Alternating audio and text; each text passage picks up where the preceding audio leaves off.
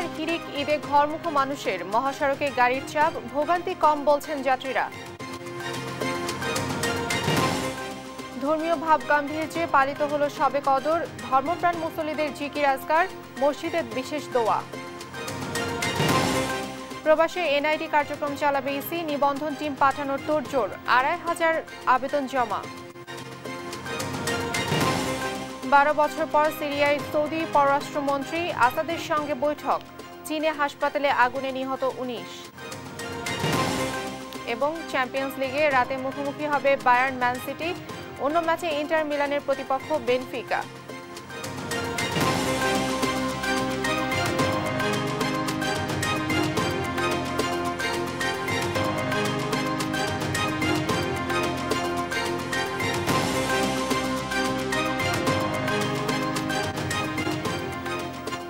শুভেচ্ছা, আমন্ত্রণ সংবাদ সকালে। বলছিলাম সংবাদ শিরোনাম, সঙ্গে রয়েছি আমি লায়লা ডরিন। এবারে বিস্তারিত।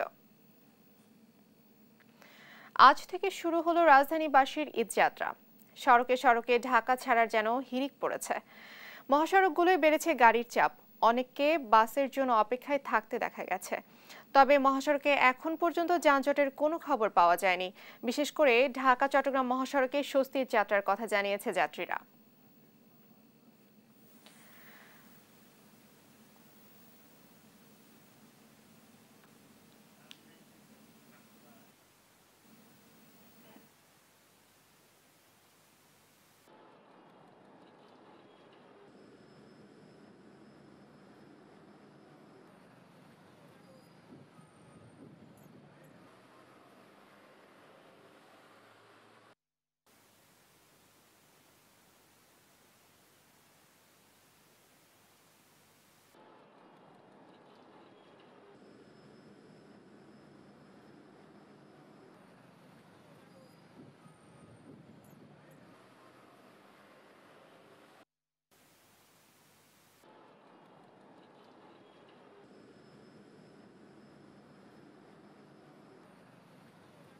ব্রিজ হওয়ার পরে আমাদের অনেক যানজট কমে গেছে।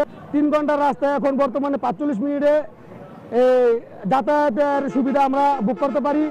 মেঘনা, গোমতী সেতু, দাউদকান্দি হওয়াতে আমরা খুব সুবিধা ভোগ করতেছি আর কি। ধর্মীয় ভাবগাম্ভীর্যের মধ্য দিয়ে সারা দেশে পালিত হলো পবিত্র শবে কদর। ধর্মপ্রাণ মুসলমানরা মশগুল থাকেন নামাজ ও ইবাদত বন্দেগীতে। মসজিদে মসজিদে আয়োজন করা হয় বিশেষ দোয়ার। বিস্তারিত রিপোর্টে। মহান আল্লাহ তাআলা লাইলাতুল কদরের রাতকে অনন্য মর্যাদা দিয়েছেন। পবিত্র রমজান মাসে লাইলাতুল কদরের রাতে পবিত্র কোরআন নাজিল হয়। এই রাতে আল্লাহর অশেষ রহমত ও নিয়ামত বর্ষিত হয়।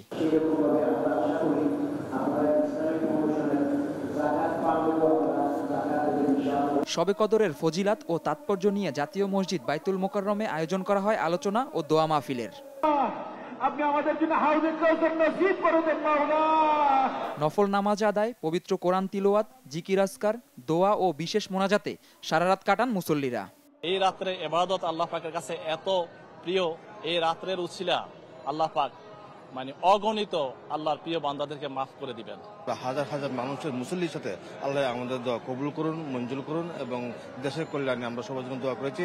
হাজার রাত অপেক্ষা উত্তম একটা রাত। এই রাতে হচ্ছে ফেরেশতারা পৃথিবীতে নেমে আসেন, তো এই কারণেই সবচেয়ে বেশি গুরুত্বপূর্ণ এই রাতটা। এত গরমে মানুষ এবং গাছপালা, পশু পাখি সবাই কষ্ট পাচ্ছে।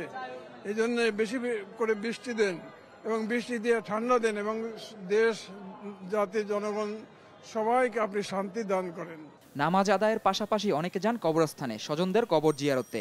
14 রমজান আমার মা এই পৃথিবী থেকে চলে গেছে আল্লাহর ডাকে সাড়া দিয়ে, তাই মায়ের জন্য দোয়া করার জন্য আসছি। আমার হুজুর সাল্লাল্লাহু আলাইহি ওয়াসাল্লাম এই দিনে কবর জিয়ারত করতেন, সেজন্য আমরা কবর জিয়ারত এসেছি, একটা সুন্নত হিসাবে এটা সুন্নত পালন করছি আমরা। শবে কদরের রাতে মহানবী হযরত মুহাম্মদ সাল্লাল্লাহু আলাইহি সাল্লামের অনুসারীদের সম্মান বৃদ্ধি করা এবং মানবজাতির ভাগ্য পুনর্নির্ধারণ করা হয়। জুবায়ের রাজিন, নিউজ ডেস্ক, দেশ টিভি। দর্শক, কিছুক্ষণ আগেই জানাচ্ছিলাম মহাসড়কে ঈদযাত্রার খবর। এবারে ট্রেনের খবর জানবো। কমলাপুর স্টেশন থেকে সরাসরি যোগ দিচ্ছেন সহকর্মী ওয়াসিফ পার্থ। আজ ভিড় কেমন দেখছেন ট্রেনে, আর শিডিউল কি ঠিক মতো আছে সব ট্রেনের?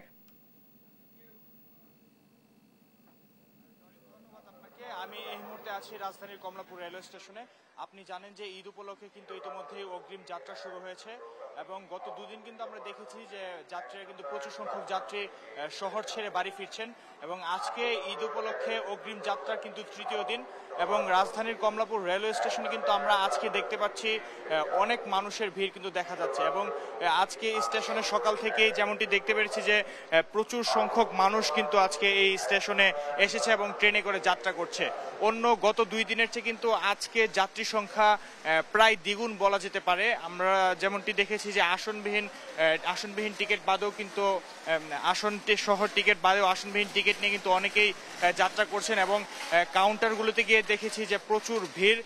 শুধুমাত্র সিট না পেয়ে যারা টিকিট কাটছে তারাও কিন্তু টিকিট কাটার জন্য লাইনে দাঁড়িয়ে আছে এবং আজকে অন্যান্য যে ট্রেনগুলো আছে সকাল থেকে ধূমকেতু এক্সপ্রেস কিংবা সিলেট অভিমুখী পারাবত এক্সপ্রেস সেই ট্রেনগুলো কিন্তু নির্ধারিত সময়ে ছেড়ে গিয়েছে। তবে মানুষের চাপ কিন্তু প্রচন্ড বেশি দেখা যাচ্ছে। তবে যাত্রীদের সাথে আমরা কয়েকজন যাত্রীর সাথে কথা বলেছিলাম, তারা বলছেন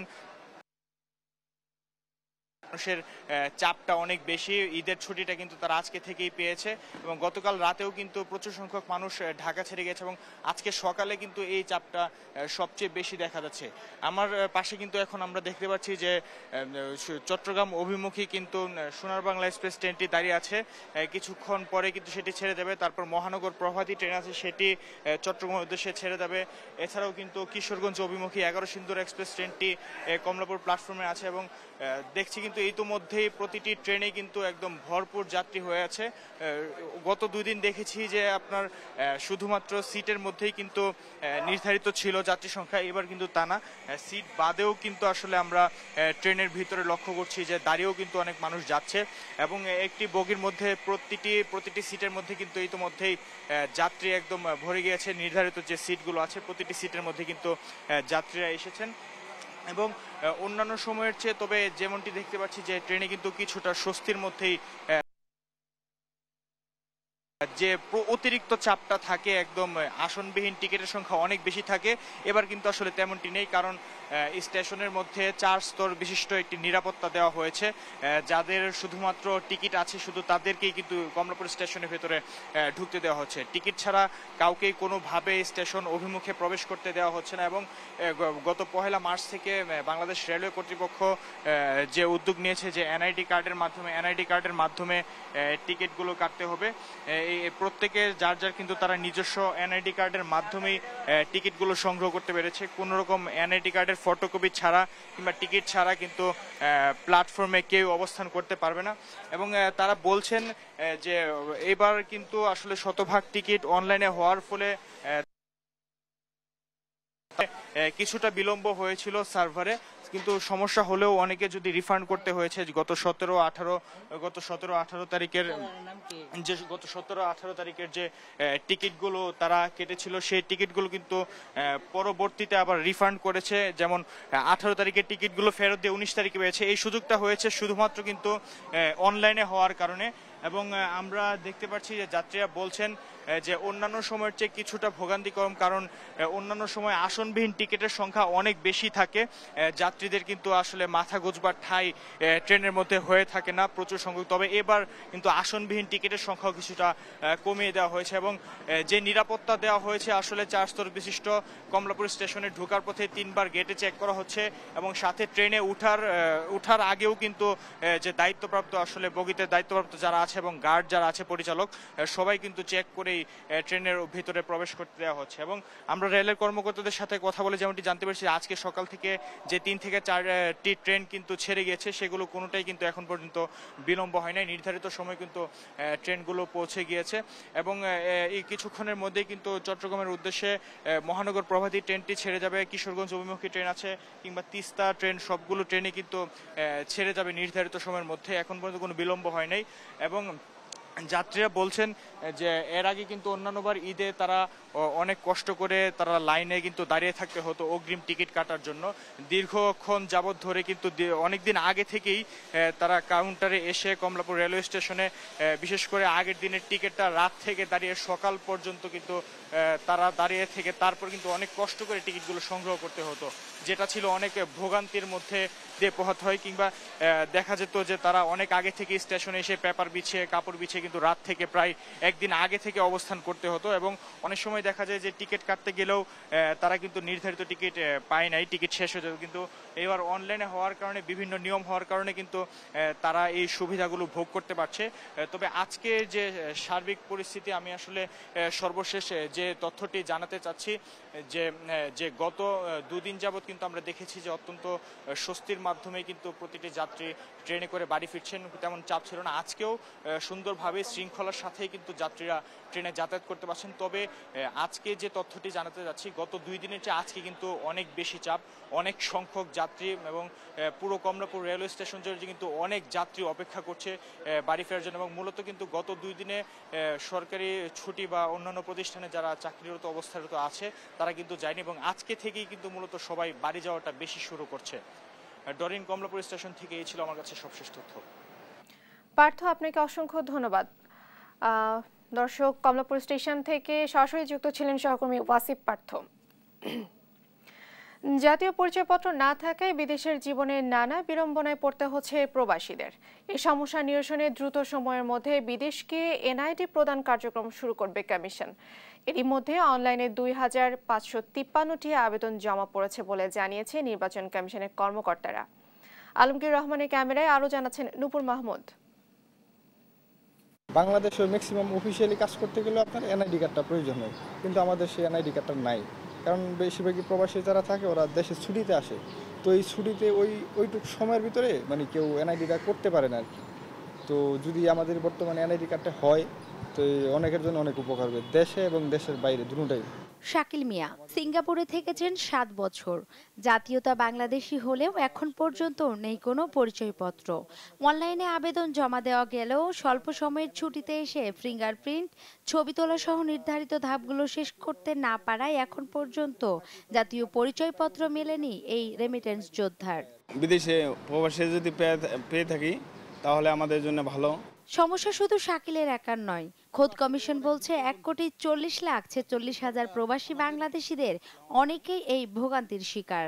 পাসপোর্ট থাকলেও জাতীয় পরিচয়পত্রের অভাবে নানা বিড়ম্বনায় পড়তে হচ্ছে তাদের। আমরা যখন দেশে আসি তখন পাসপোর্ট কিন্তু ভ্যালু নাই। আমি যেটাই করতে যাই, একটা সিম তুলতে যাই বা একটা সরকারি কোনো কাজ করতে যাই করতে যাই কেন, বা আমি একটা জন্ম নিবন্ধনের করতে গেলেও সব ক্ষেত্রেই ওই এনআইডি কার্ডটা আমাদের প্রাধান্য দরকার।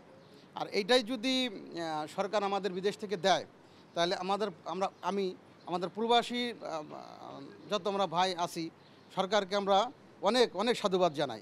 সমস্যা সমাধানে প্রবাসে গিয়ে জাতীয় পরিচয়পত্র দিতে চায় বর্তমান কমিশন। পাঠানো হবে নিবন্ধন টিম।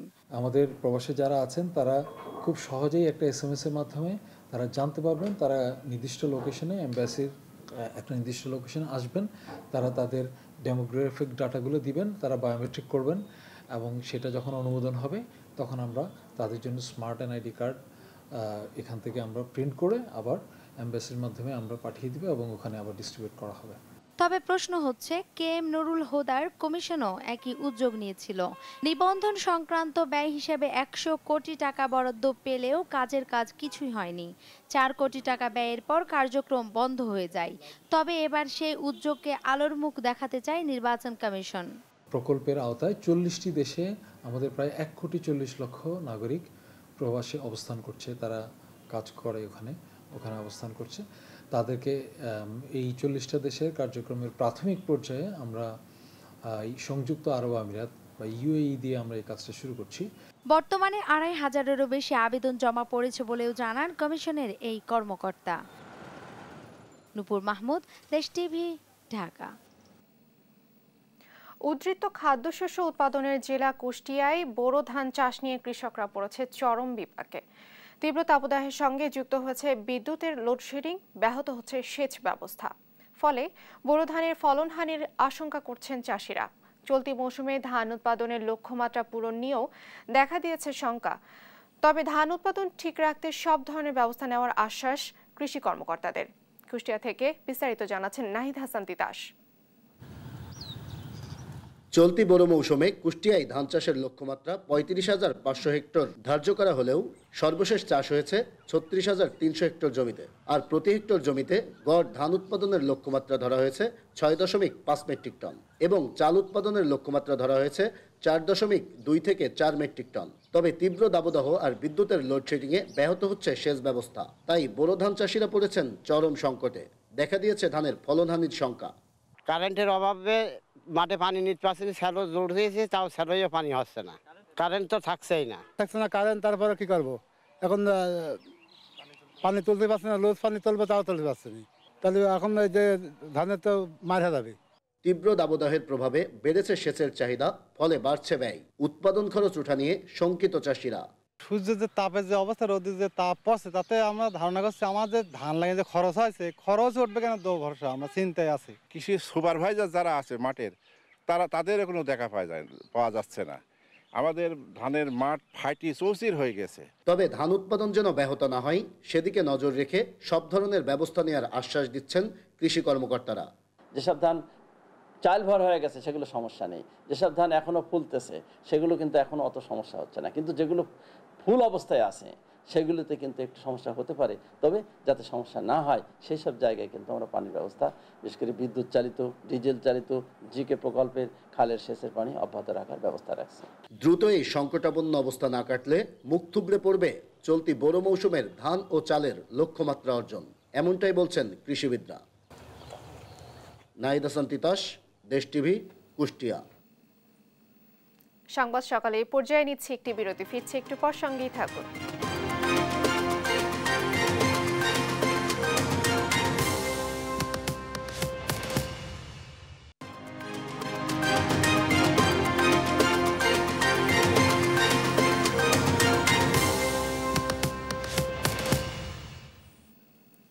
আবার আমন্ত্রণ সংবাদ সকালে।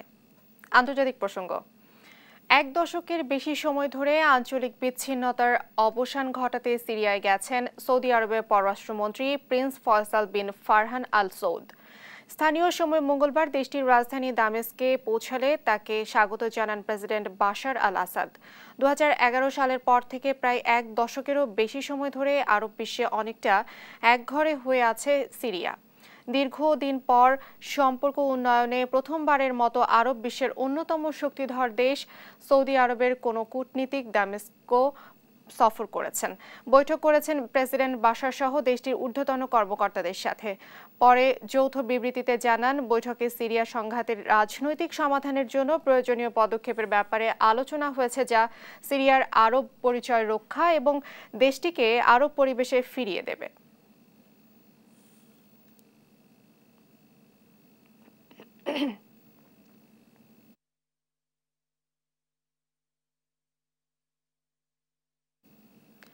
চীনের রাজধানী বেইজিংয়ের একটি হাসপাতালে অগ্নিকাণ্ডে অন্তত 21 জনের প্রাণহানি ঘটেছে।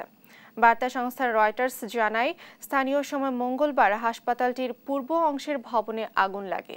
ভবনটিতে ভর্তি ছিলেন রোগীরা। পরে দমকল কর্মীরা ঘটনাস্থলে পৌঁছে আগুন নিয়ন্ত্রণে আনেন। উদ্ধার কাজ শেষে 71 জনকে গুরুতর আহত অবস্থায় হাসপাতাল থেকে সরিয়ে নেওয়া হয়। এয়ার কন্ডিশনার বিস্ফোরণ থেকে আগুনের সূত্রপাত হয়েছে বলে প্রাথমিকভাবে ধারণা করছে বেইজিংয়ের দমকল বাহিনী। এই ছিল এখনকার সংবাদ সকাল। আমাদের পরের বুলেটিন সকাল 9টায় দেখার আমন্ত্রণ রইল।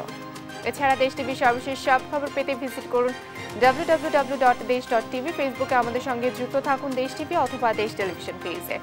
এছাড়া সর্বশেষ সব ভিডিও পেতে ইউটিউবে আমাদের হ্যান্ডেল @desh television অথবা @desh tv নিউজ লিখে সার্চ করুন। ধন্যবাদ।